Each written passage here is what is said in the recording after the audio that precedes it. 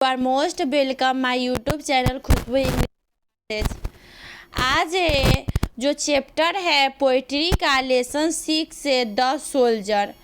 The soldier का अर्थ होता है सैनिक। इसके जो राइटर है वो रूपर्ट ब्रूक है। बहुत ही अच्छा कविता है जो सैनिक के उत्साह पर आधारित है। इसको हम लोग पढ़ेंगे आज। द सोल्जर के जो राइटर है रूपर्ट ब्रूक है। रूपर्ट ब्रूक का जन्म, इनका जन्म कब हुआ था तो 1887 एंड डाइड हुआ था 1915। इनका जन्म 1887 में हुआ था और मृत्यु 1915 में हुआ था। Was born in a well to do academic family. Well to do का अर्थ होता है संपन्न और एकेडमिक का अर्थ होता है शैक्षणिक। इनका जन्म एक संपन्न शैक्षणिक परिवार में हुआ था, यानी पढ़े लिखे परिवार में हुआ था रूपर्ट ब्रूक का जन्म। ये इंग्लैंड के कवि थे और इंग्लैंड के पर ही आधारित, इंग्लैंड देश पर आधारित ही इस सोल्जर के बारे में बताया गया है। His father was a house master at Rugby school. इनके जो पिता थे वो रग्बी स्कूल के हाउस मास्टर थे, यानी गृहस्वामी टीचर थे। यानी इनके जो पिता थे वो रग्बी स्कूल में हाउस मास्टर थे। Where Rupert Brooke was educated before going to King's College Cambridge.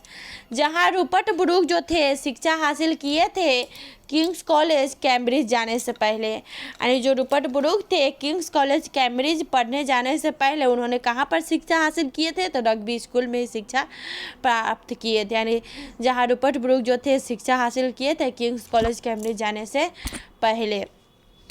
W.B.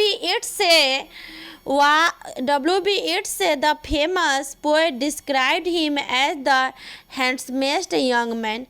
W.B. Yeats जो है एक प्रसिद्ध कवि है। W.B. Yeats एक प्रसिद्ध कवि है और उनको क्या किए, डिस्क्राइब्ड किए, वर्णन किए एक सुंदर युवा के रूप में। यानी इंग्लैंड में क्या थे, W.B. Yeats कहते हैं कि यह जो व्यक्ति है रूपर्ट ब्रूक इंग्लैंड का क्या है, सबसे सुंदर युवा व्यक्ति है। यानी W.B. Yeats एक जो प्रसिद्ध राइटर थे जो उन्होंने वर्णन किया एक हैंडसमेस्ट युवा व्यक्ति के रूप में इंग्लैंड में। यानी कहते हैं कि इंग्लैंड के सबसे सुंदर व्यक्ति है। He assumed a symbolic role that eventually turned into the myth of a young and beautiful fallen warrior. इन्होंने एक प्रतीकात्मक भूमिका निभाया। रूपर्ट ब्रूक जो थे उन्होंने एक प्रतीकात्मक, अस्यूम्ड का मतलब होता है ग्रहण करना, एक प्रतीकात्मक भूमिका ग्रहण किया जो अंततः एक सुंदर प्रतीत युवा के मिथक में बदल गया। यानी इन्होंने एक प्रतीकात्मक भूमिका निभाया जिसके कारण ये क्या बन गया, वॉरियर बन गया। वॉरियर का अर्थ होता है योद्धा बन गया। जो W.B. Yeats थे बहुत ही अच्छा भूमिका निभाया जिसके कारण इनको वॉरियर, युद्ध, वार पोएट कहा जाता है। He died of septicemia on April 23 in 1915। बहुत ही इम्पोर्टेंट है, रूपर्ट ब्रूक का जो मृत्यु था वह 23 अप्रैल 1915 में सेप्टिसेमिया से हो गया। सेप्टिसेमिया जो है वो बीमारी है या कीड़े के काटने से जो ब्लड है उसमें क्या फैल जाता है, इन्फेक्शन फैल जाता है। यानी रूपर्ट ब्रूक का जो जन्म है सेप्टिसेमिया से हो जाती है, कीड़े काटने से सेप्टिसेमिया जो है ब्लड में इन्फेक्शन कर देता है जिसके कारण इनका क्या हो जाता है, मृत्यु हो जाता है। Of the island of Lemnos in the Aegean on his way to a battle at गोबीपुली। और कब हो जाता है, यानी गोबीपुली जगह का नाम है। गोबीपुली की लड़ाई के लिए, जगह नहीं है, गोबीपुली की लड़ाई के लिए जब वो रास्ते में जाते रहते हैं तो एजियन में लेमोनेस द्वीप, लेमोनेस आइलैंड है जो द्वीप समूह कहते हैं, जो नदी या समुद्र के बीच में जो टुकड़ा रहता है ज़मीन का उसको कहते हैं। यानी गोपी जब ये जा रहे थे गोबीपुली की लड़ाई में रास्ते में एजियन में लेमोनेस द्वीप से दूर जो जगह था वहाँ पर इनका क्या हो जाता है, मृत्यु हो जाता है। ब्रूक इज रिमेम्बर्ड, ब्रूक याद किए जाते हैं। Brooke is remembered as a war poet. यानी जो रूपर्ट ब्रूक है लोग इनको याद करते हैं, किस रूप में याद करते हैं तो वार पोएट के रूप में, युद्ध कवि के रूप में याद करते हैं। Who inspired patriotism in the early phase of the first world war. और ये प्रेरणा है, देशभक्ति के लिए प्रेरणा है। कब की प्रेरणा है? शुरुआती यानी जब प्रथम विश्व युद्ध होता है, प्रथम विश्व युद्ध के शुरुआती चरण में यह देशभक्ति के प्रेरणा के लिए जाने जाते हैं। जब प्रथम विश्व युद्ध चलते रहता है तो इनकी जो कविता है लोगों में क्या दर्शाता है? प्रेरणा जगाता है। यानी कोई भी व्यक्ति जो, जैसे ही हम लोग कोई भी मतलब मेरा जो मन है कोई मोटिवेशनल चीज़ जब हम देखते हैं तो हम जागृत हो जाते हैं, मेरा काम करने का उत्साह बढ़ जाता है। उसी तरह जब युद्ध होते रहता है तो जो सैनिक सब है वो युद्ध से संबंधित गाना सुनते हैं, जो लोगों में, जो योद्धा में, जो सैनिक में क्या जगाता है? उत्साह जगाता है। तो इनकी जो कविता था वो प्रथम विश्व युद्ध में के दौरान लोगों में क्या दिया? प्रेरणा दिया। हिज रेपुटेशन चिफली, इनकी जो रेपुटेशन है, प्रतिष्ठा है, चिफली इनकी जो प्रतिष्ठा है, rests on your 5 war sonnets of which the soldier is undoubtedly the best and the most anthologized। यानी इनकी जो कविता है, इनकी जो 5 मुख्य रूप से 5 कविता है, इनकी जो प्रतिष्ठा है मुख्य रूप से 5 कविताओं पर टिकी हुई है। 5 वार सोनेट्स पर। सोनेट्स किसे कहते हैं? 14 लाइन्स की जो कविता होता है, यानी 14 लाइन का कविता होता है, जिसमें कि प्रथम जो 8 लाइन होते हैं उसको ऑक्टेव कहते हैं और बाद के जो 6 लाइन होते हैं उसको सेस्टेड कहते हैं।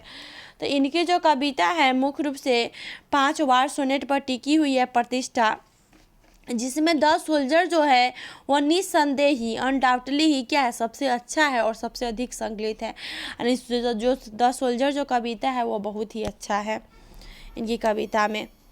आगे देखिए कविता का लाइन देखिए, बहुत ही अच्छा कविता है, आप इसको अच्छा से पढ़िए। कह रहे हैं कवि जो है, कह रहे हैं इफ आई शुड डाई, अगर मैं मर जाऊँ, कवि खुद के लिए कहते हैं अगर मैं मर जाऊँ तो ओनली दिस ऑफ मी, तो मेरे बारे में केवल इतना सोचना, एकदम कितना सोचना, that there some corner of a foreign field that is for ever England. यह जो यानी मैं जब युद्ध पर जाऊँ तो विदेशी धरती यानी फॉरेन फील्ड यानी विदेशी धरती का कोई भी कोना, यानी जिस कोना पर मैं क्या हूँ, मेरा मृत्यु होता है। यानी कभी जो है वो युद्ध करने के लिए विदेश जाते हैं तो उनका मृत्यु हो जाता है। यानी युद्ध के दौरान मृत्यु नहीं होता है तो उनका खून का जो थोड़ा भी रक्त भी जब गिरता है, एक बूंद भी गिरता है या युद्ध के दौरान वह मर जाते हैं, उनको वहाँ पर दफनाया जाता है, तो वह जो ज़मीन है वह हमेशा के लिए किसका हो जाएगा? इंग्लैंड का हो जाएगा। यानी कवि के कहने का मतलब है कि अगर मैं युद्ध में कहीं विदेशी धरती पर जाता हूँ और वहाँ मेरा मृत्यु हो जाता है तो डरो मत कि मैं विदेशी धरती पर मर गया हूँ। ये सोचो कि जिस धरती विदेशी धरती पर मैं मारा हूँ वह धरती हमेशा के लिए किसका हो गया? इंग्लैंड का होगा, क्योंकि मेरा जो शरीर है वह कहाँ के मिट्टी से बना हुआ है? इंग्लैंड के मिट्टी से बना हुआ है, वहीं के हवा से मैंने सांस लिया हुआ है।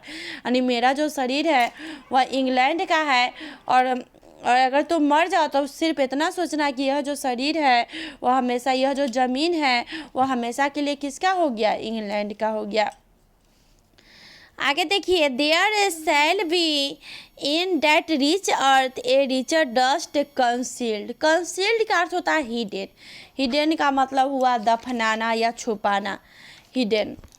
कह रहे हैं कि यह जो रिच अर्थ है यानी यह जो धनी धरती है, ज़मीन है, यानी जिस धरती पर मैं मरूंगा वह ज़मीन क्या है? धनी है।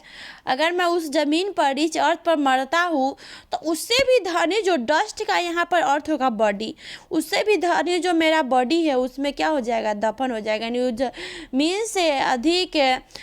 ज़मीन से अधिक धनी मेरा क्या है? बॉडी है, उसमें क्या हो जाएगा? कंसील्ड हो जाएगा, दफन हो जाएगा। आगे देखिए,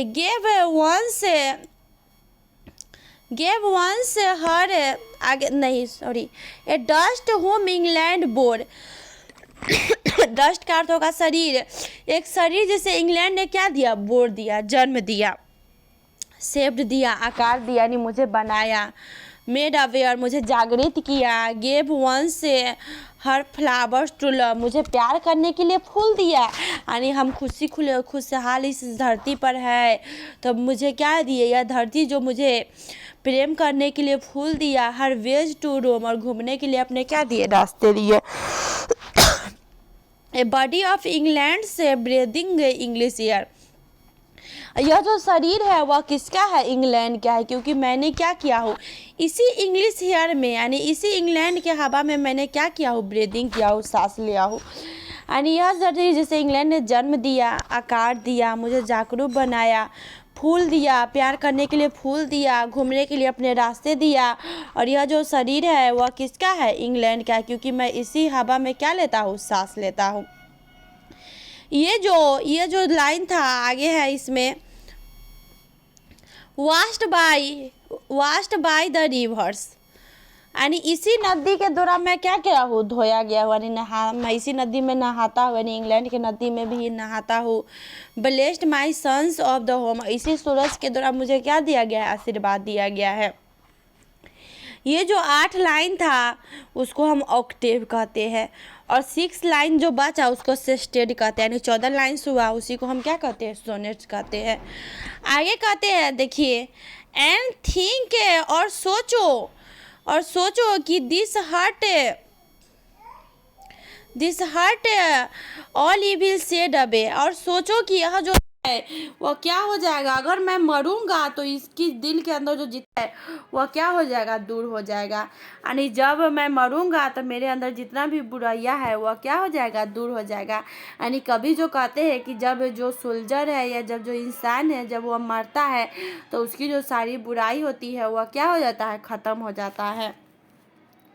A pulse in the eternal mind, no less, gives somewhere back the thoughts by England given। और ये जो थॉट्स है, थॉट्स का मतलब जो विचार, यानी जो हम इस इंग्लैंड में जब हम थे तो जो विचार था, जो सोचे था, जो हमको किसने दिया, इंग्लैंड ने दिया, वह फिर से हम क्या करेंगे, समवेयर बैक, फिर से याद करेंगे। और यह जो इटर्नल माइंड है, इटर्नल माइंड मतलब शाश्वत मन, यानी यह जो मन है जो कभी भी नहीं मरता है, यानी इंसान का शरीर जो है वह मर जाता है, मन कभी नहीं मरता है।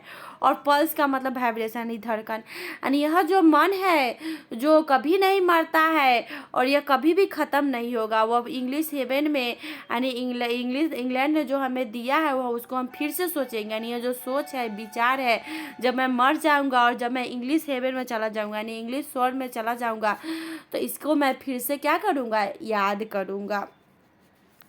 आगे कहते हैं, हर साइड से एंड जो साइड्स है और यह जो साउंड्स है, दृश्य है, यह जो साइड्स है और यह जो साउंड्स है, साउंड है, यह जो दृश्य है और साउंड्स है, dreams happy as her day, और यहाँ की जो सारी दृश्य है और सारी आवाज़ है, हर दिन की सपने से मैं जीऊँगा। यानी यह जो दृश्य है, जब मैं इंग्लिश वर्ग में जाऊँगा तो मैं खुशहाल दिन की तरफ फिर से जीऊँगा।